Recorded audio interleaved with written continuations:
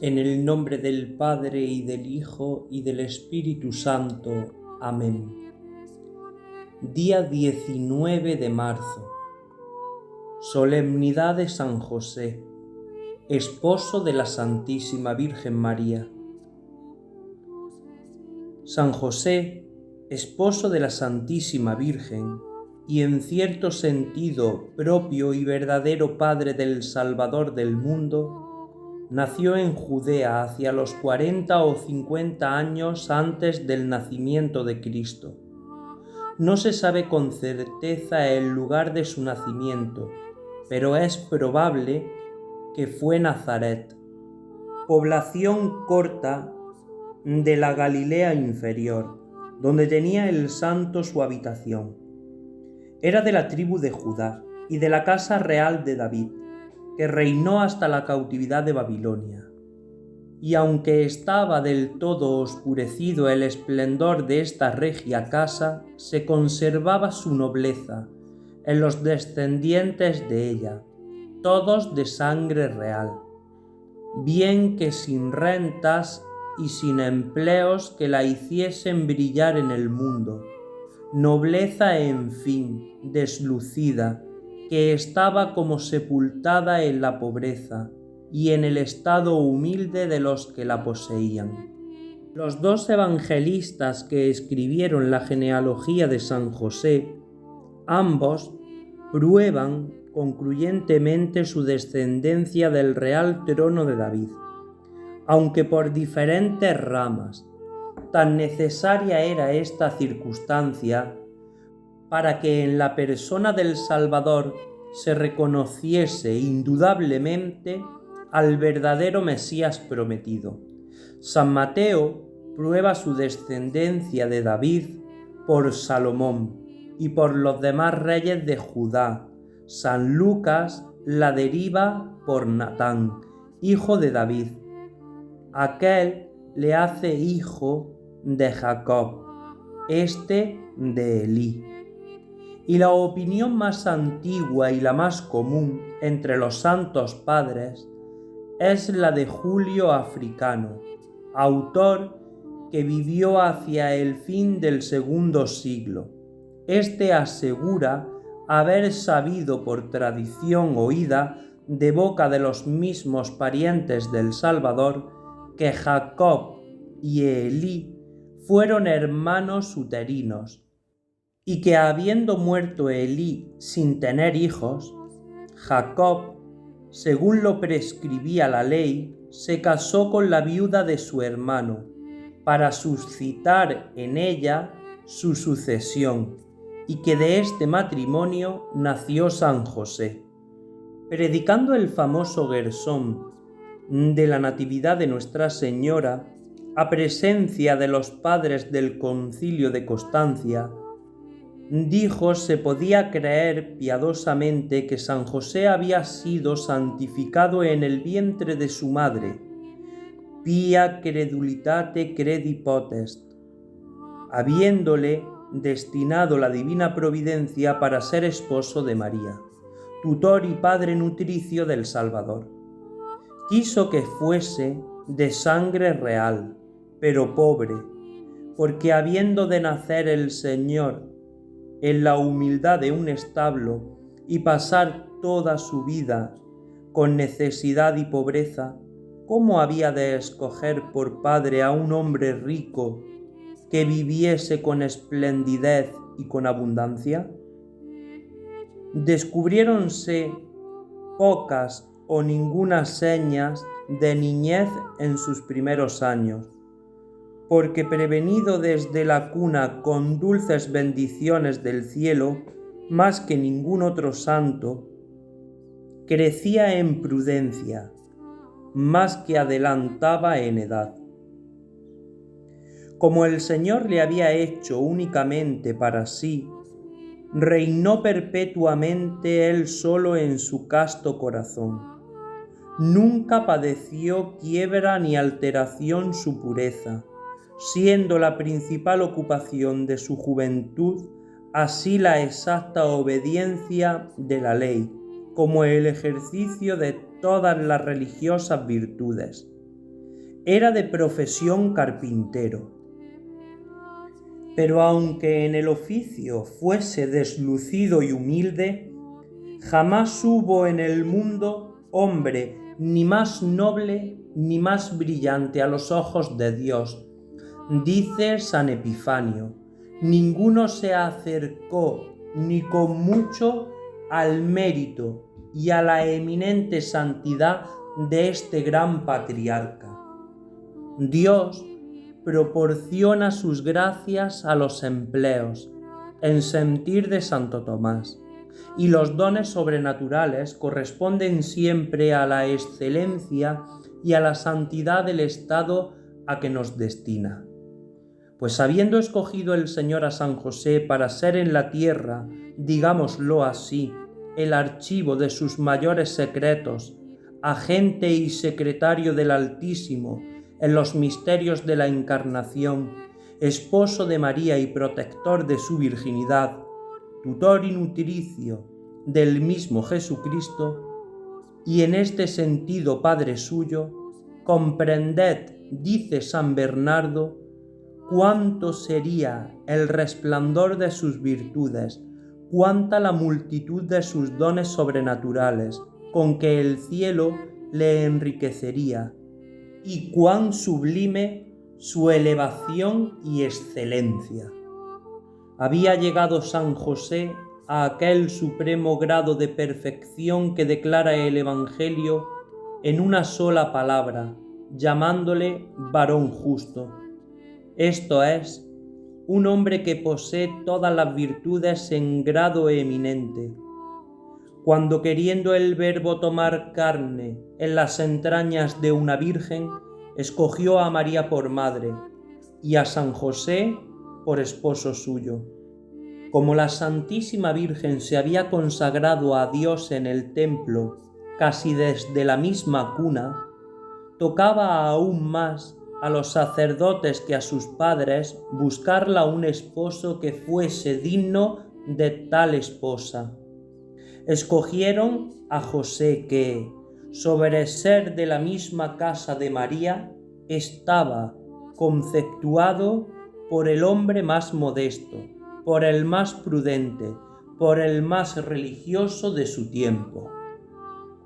Es constante que San José, prevenido de una gracia especial casi desconocida en aquellos tiempos, había resuelto guardar perpetua virginidad, y es probable que no habiendo ley alguna que obligase a casarse las mujeres solteras, nunca hubiera consentido la Santísima Virgen en el matrimonio con San José, si con luz superior no se la hubiera manifestado su eminente santidad y el deseo que tenía de conservarse perpetuamente virgen como ella.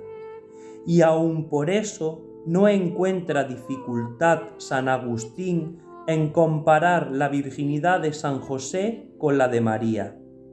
Y el cardenal San Pedro Damiano está tan persuadido a que San José fue siempre virgen que quiere se cuente esta verdad en el número de aquellas de que no es lícito dudar. Y a la verdad reflexiona Santo Tomás: si el Salvador no quiso encomendar a su madre a un discípulo que no fuese virgen, ¿cómo es verosímil que permitiese se desposase con ella a un hombre que no lo fuese? Lo que creyeron que San José había sido 2 veces casado y que de su primera mujer habían tenido a Santiago y a Simón y a los demás que el Evangelio se llaman hermanos y hermanas del Salvador, no hicieron reflexión a que la madre de estos parientes de Cristo vivía todavía en el tiempo de la Pasión y que ésta se decía también hermana de la Santísima Virgen, por la costumbre tan sabida de los judíos, entre los cuales se trataban de hermanos los parientes más inmediatos. Celebróse en Jerusalén el purísimo desposorio, en el cual, como se explica el célebre Gersón, no tanto fueron 2 esposos cuanto 2 virginidades las que contrajeron matrimonio. No hubo ni habrá en el mundo matrimonio más feliz, porque ni le hubo ni le habrá más santo.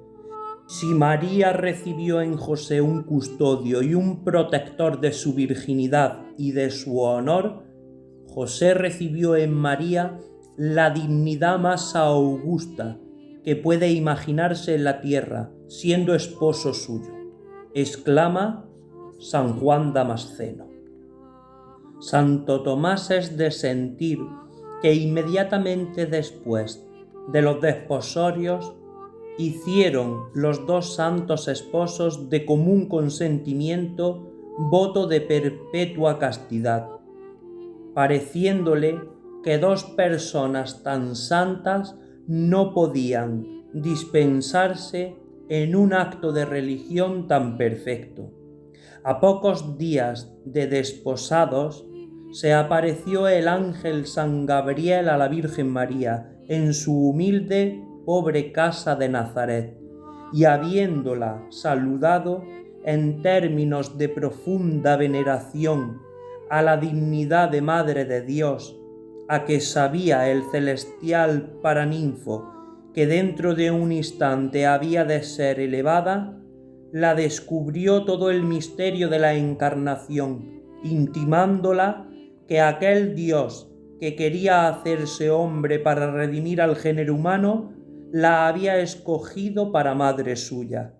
Vivía San José con la Virgen más como ángel que como hombre, y verosímilmente quiso el Señor que ignorase lo que pasaba, para que su misma duda fuese una sensible prueba de la concepción del Salvador y de la virginidad de la Madre. Esta se guardaba bien de descubrir a su casto esposo el misterio que el Espíritu Santo quería estuviese reservado hasta su tiempo, cuando el mismo José advirtió el preñado de su purísima esposa. El superior concepto que tenía de su elevada santidad no le permitía admitir ni aún la más leve sospecha que manchase su reputación, y antes se inclinó a creer que era sin duda aquella doncella de quien decía Isaías que había de nacer el Salvador. Con efecto lo creyó así, dice San Bernardo, y movido de aquella especie de humildad y de respeto que andando el tiempo obligó a decir a San Pedro: Señor, apartaos de mí porque soy un gran pecador, pensó José en dejar a su esposa María. Añade el doctor Melifluo, y esta no es sentencia particular mía, es la común de los padres. No sabía el casto esposo a qué partido determinarse. Apartarse de ella era desacreditarla, y quedarse en su compañía era presumir mucho de sí, teniéndose por digno de merecerla. En esta perplejidad se le apareció un ángel en sueños y le dijo: José, acuérdate que eres de la casa de David, y que de ella ha de nacer el Mesías prometido. No temas ni pienses en dejar la compañía de tu esposa. Es cierto que está preñada, pero el hijo que tiene en sus entrañas fue concebido por obra del Espíritu Santo, porque es el Salvador del mundo, unigénito del Eterno Padre. Y el prometido Mesías, Dios te ha escogido para ser su tutor y su nutricio, y en este sentido Padre suyo. No receles, pues, el quedarte con María, porque estás destinado para guardar fiel de su virginidad y de su honor. Si se quedara sin esposo, no podría ser madre sin detrimento de su reputación. Pondrás el nombre de Jesús al infante que naciere, para dar a entender a los mortales que éste es el que viene a redimirlos y a salvarlos, ofreciéndose en sacrificio por los pecados de los hombres. Instruido ya José del mayor de todos los misterios, comenzó desde aquel punto a mirar a la Virgen como a la Madre del Redentor, creciendo en él la respetuosa veneración con la ternura. San Buenaventura es de sentir que la acompañó en la jornada que hizo para visitar a su prima Santa Isabel, y a la verdad no parece verosímil que hubiese dejado ir sola a la Santísima Virgen en un viaje tan dilatado y tan penoso. Cerca de 6 meses después, se vio precisado San José a pasar a Belén con la Santísima Virgen, en virtud del decreto que publicó el emperador César Augusto, mandando registrar los nombres de todos los vasallos de su imperio, para registrar el suyo en aquella ciudad donde estaba el solar de la casa de David, cuyo descendiente era. Así sonaba en el designio de los hombres, pero en el intento del cielo iba a aquel lugar para que María diese a luz en él al Verbo encarnado y al Mesías prometido, como lo tenían vaticinado los profetas. Padeció José en Belén todo el dolor y toda la amargura que podía padecer un corazón tan grande y tan tierno como el suyo, porque después de recorridas todas las posadas y desechado con desprecio de ellas, no tuvo otro albergue donde recogerse con su adorable esposa y con la divina prenda que ésta traía en sus entrañas, que las ruinas de una humilde casa, destinada únicamente para establo de bestias. Adoró los secretos de su divina providencia y se rindió con profundo silencio a sus soberanas disposiciones. En este indecente lugar vio nacer en la mitad de la noche al Salvador del linaje humano. Pero cuáles fueron los extraordinarios favores, cuáles las interiores dulzuras con que el divino infante colmó el alma de San José, a quien miraba y amaba como a padre. No fue menos sensible el gozo de nuestro santo cuando vio llegar aquella dichosa tropa de pastores que enviaba el cielo a adorar al Salvador, ni sirvió de menor motivo a su gozosa admiración la venida de los magos pocos días después, viendo que se movían del oriente 3 monarcas para tributar rendimientos a aquel desconocido en su misma patria y desechado de los suyos, se había visto reducido a nacer en un establo. 40 días después del nacimiento del niño Jesús tuvo San José la dicha y el consuelo de conducirle al templo de Jerusalén, siendo testigo ocular de las maravillas que pasaron en él. Pero apenas dio la vuelta a Belén cuando un ángel le advirtió el impío intento que tenía Herodes de quitar la vida al divino infante, ordenándole que se retirase a Egipto con el hijo y con la madre.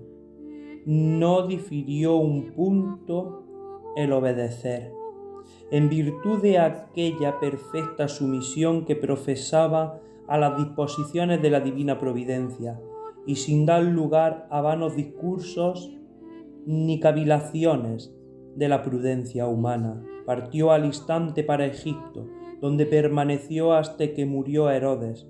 Volvió a aparecérsele el ángel del Señor y le ordenó que con el hijo y con la madre se retirasen a Palestina. El Evangelio da bastante fundamento para creer que San José pensaba fijar su habitación en Jerusalén o en Belén, como en lugares oportunos para la educación del Mesías, pero reparando que aquellas 2 ciudades estaban sujetas a los dominios de Arquelao, hijo de Herodes, y temiendo que el nuevo rey heredase la desconfianza y la crueldad de su padre, se retiró con aviso del cielo a Nazaret, donde había hecho menos ruido el nacimiento del Salvador y donde no había tanto que temer por ser el mismo San José más conocido. En esta afortunada ciudad vivía aquella santa familia, la más augusta y la más respetable que hubo ni ha de haber jamás en el mundo, en una condición verdaderamente oscura y desconocida, sustentando San José y su esposa al niño Jesús con el trabajo de sus manos y obedeciendo el divino niño a San José como a padre suyo. Siendo San José religiosamente observante de la ley, inviolablemente iba todos los años a Jerusalén en compañía de la Santísima Virgen para celebrar la fiesta de la Pascua, y habiendo llevado consigo al niño Jesús cuando ya había cumplido 12 años, al volverse a Nazaret le echó de menos.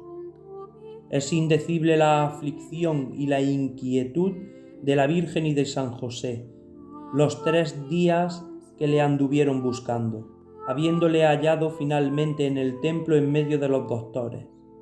No se pudieron contener sin quejarse amorosamente del dolor y de la pesadumbre que les había causado con su ausencia. Hijo mío, tu padre y yo te hemos andado buscando, le dijo la Santísima Virgen, pero con la respuesta del Salvador se les enjugaron las lágrimas y comprendieron el misterio. El Evangelio nada más nos dice de San José, sino que vuelto a Nazaret, el niño Jesús le obedecía. Pero qué cosa más grande, ni que fuese capaz de hacernos concebir mayor idea del extraordinario mérito y de la eminente santidad de San José, nos pudiera decir, exclamar el sabio Gersón, que asegurarnos que el Hijo de Dios le obedeció, le amó, le estimó y le honró como Padre suyo. Vivió después algunos años San José retirado y desconocido en compañía de la Virgen y del Salvador. Ninguna familia poseyó más ricos tesoros. ¿Cuál otra cosa se puede imaginar más santa, más perfecta ni más digna de nuestro culto? No se sabe de fijo el año en que murió este santo patriarca, pero se cree con bastante probabilidad que ya había muerto cuando el Salvador del mundo comenzó a predicar. Lo que parece seguro es que si San José viviera cuando murió el Salvador, no hubiera éste encomendado su madre al evangelista San Juan poco antes de expirar. Es fácil comprender cuán preciosa sería la muerte de este gran santo, a quien el Hijo de Dios quiso excusar el dolor que le causaría la suya. Qué muerte más dulce, qué muerte más preciosa a los ojos del Señor, qué muerte más santa que la del que mereció tener a su cabecera al mismo Jesucristo, ser asistido por la Santísima Virgen hasta que expiró dulcemente en manos del Hijo y de la Madre. ¡Qué multitud de espíritus celestiales no acompañarían a aquella bendita alma hasta dejarla depositada en el seno de los padres! Es cierto que cuando Cristo resucitó, resucitaron también muchos santos, y no es verosímil que habiendo hecho el Señor tantos milagros para descubrir y para exponer al culto de los fieles las reliquias de tantos otros, hubiese querido privar de esta honra a las de San José, si su sagrado cuerpo hubiera quedado en la tierra. Aunque la Iglesia profesó siempre singular veneración a este gran santo, con todo eso no fue tan público su culto en aquellos siglos llenos de tinieblas y poco tranquilos, en que sólo el nombre de Padre de Jesucristo pudiera hacer en los gentiles alguna impresión menos ventajosa hacia el cristianismo y servir de pretexto a los herejes que negaban su divinidad.